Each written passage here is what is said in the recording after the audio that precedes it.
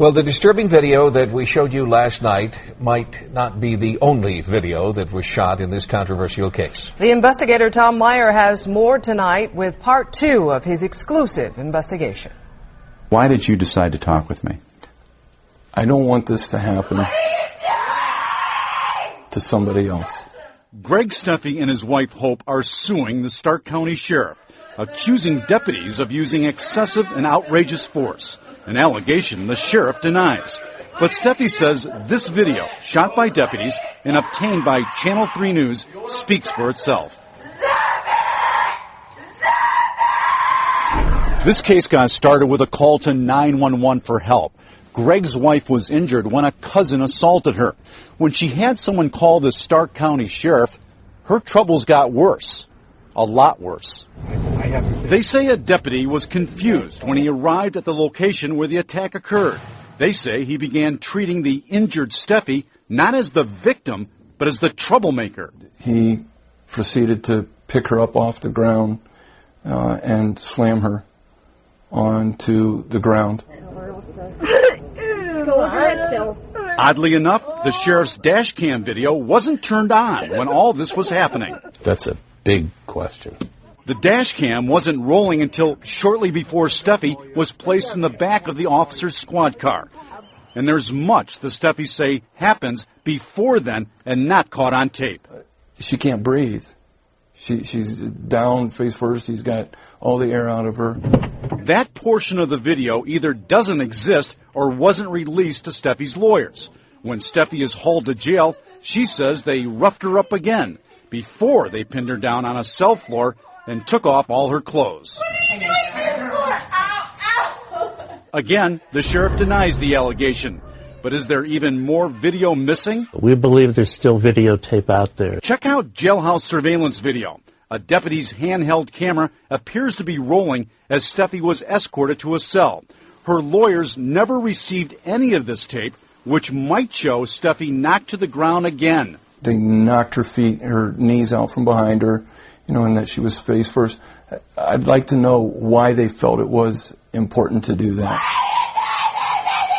The sheriff again denies the allegation, but there's no denying what happened in the video that Steffi's lawyers did obtain. Both male and female deputies inside a cell forcibly removing Steffi's clothes, including her bra and underwear. She was never asked, not once, during any period of time, to take off your clothes, please, that there's a reason why. It was for total humiliation. The Steffis and their lawyers say this is clearly a strip search, and the sheriff has policy for this procedure. I've got the Stark County Sheriff's Department policy on strip searches. It says, and I quote, "The officers conducting the search must be of the same sex as the prisoner." This is Stark County Sheriff's policy. That's common policy everywhere. They violated their own policy. The sheriff's office admits deputies left Steffi completely naked in the cell for 6 hours, but they deny this was a strip search. Hope Steffi was convicted on misdemeanor charges of resisting arrest and disorderly conduct, but most of the videos seen in this report was never shown at trial. Now the Steffis have evidence, and they want sheriff deputies held accountable. It's just wrong that they do this to people. She called for help. She asked them for help, not for this. Not for this.